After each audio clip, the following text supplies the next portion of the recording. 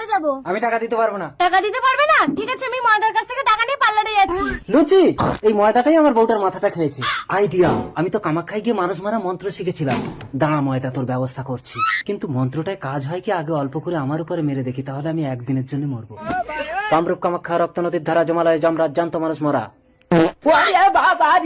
খতম। লুচি বৌদি, আজ তাহলে আসি। ঘর পর্যন্ত এসে চলে যাবে ময়দা? চলো চা খেয়ে যাবে। আমি চা খাই না, দুধ খাই। চলো দুধ দেবো। গরম করে দিতে হবে কিন্তু। ও মা গো, আমার স্বামী তো ঘরে গেছে।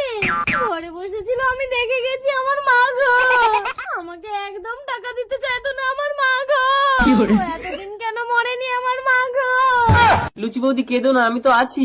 দাদাকে ঠ্যাং ধরে টেনে হিচড়ে নদীর পাড়ে পুঁতে দিয়ে আসি। টেনে হিচড়ে ছাল চামড়া তুলে ফেলো আমার মা গো।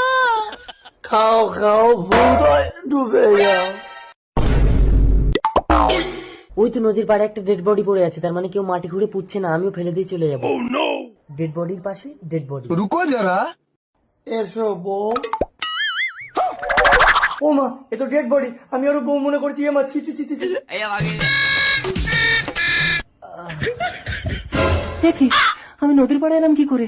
মনে পড়েছে, আমি তো কাল থেকে মন্ত্র মেরে মরেছিলাম। টেনে হিচড়ে এনে আমার প্যান্ট খুলে ফেলেছে। আমার তো ছাল চামড়া খেলিয়ে গেছে, সবাই তো আমাকে দেখলে ভূত ভাববে। ময়দা, এখন আমি শুধু তোমার। না লুচি, তুমি শুধু আমার।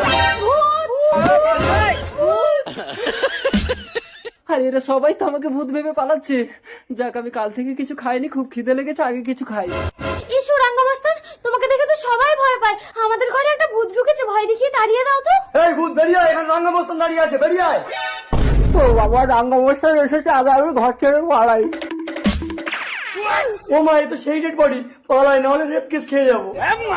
ও আচ্ছা, তার মানে তুই আমার প্যান্ট খুলেছিলি রাঙ্গা? দাঁড়া, তোর হচ্ছে। তার মানে তুমি মরণী স্বামী আমাকে